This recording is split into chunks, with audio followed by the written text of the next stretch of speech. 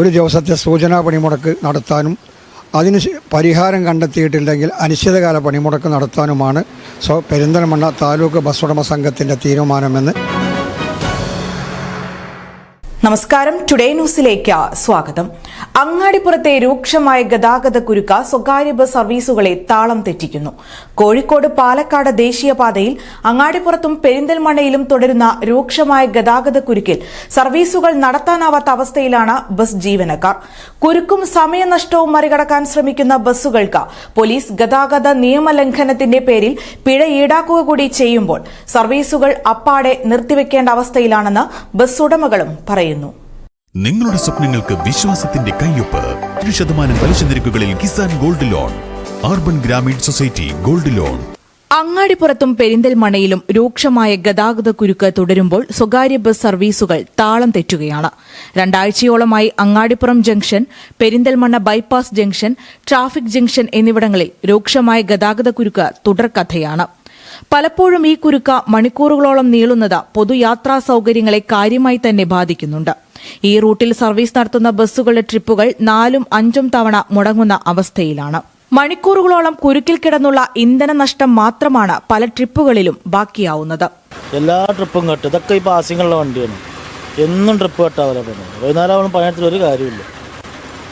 പിന്നെ ഈ നേരം വൈകിട്ട് പിന്നെ എടുത്ത് വിടൽ വേണം. അതന്നെ വേറെ ഒരു ട്രിപ്പുകൾ കട്ടാവണേ ഉള്ളൂ. സ്റ്റാൻഡ് കിട്ടൂല. ഇന്നലെ ഇപ്പോൾ 2 ട്രിപ്പാണ് സ്റ്റാൻഡ് കിട്ടാതെ പോകുന്നത്. സ്റ്റാൻഡിൽ നിന്ന് ആളെ കയറ്റാതെ ഇവിടെ നമ്മളെ ഗേറ്റിൻ്റെ അവിടെ തിരിച്ചാണ് പോകുന്നത്.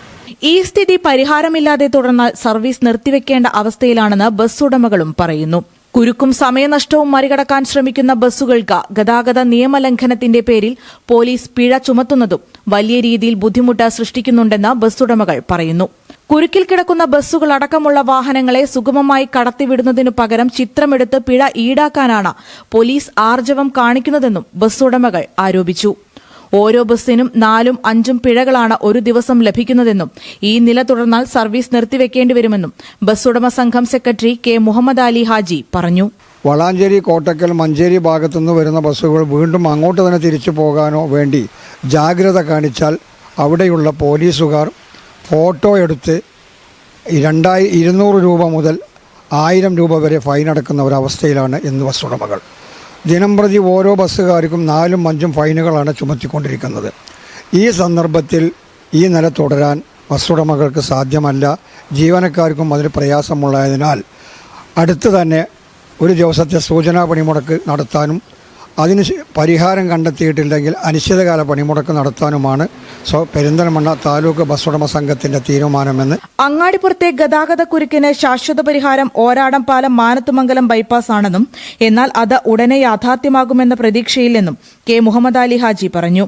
ക്യാപ്സൂൾ ലോറികൾ പോലെയുള്ള ഹെവി വാഹനങ്ങൾ അങ്ങാടിപ്പുറം മേൽപ്പാലം വഴി പെരിന്തൽമണ്ണയിലേക്ക് പ്രവേശിക്കുന്നതാണ് വലിയൊരളവിൽ ഗതാഗത കുരുക്കിന് കാരണമെന്നും ഇത്തരം വാഹനങ്ങൾ മുൻപ് വഴിതിരിച്ചു വിട്ടിരുന്നതുപോലെ തിരിച്ചുവിടാൻ അധികൃതർ തയ്യാറാവണമെന്നും ബസ് ഉടമ സംഘം secretary K Muhammad Ali Haji today ന്യൂസിനോട് പറഞ്ഞു.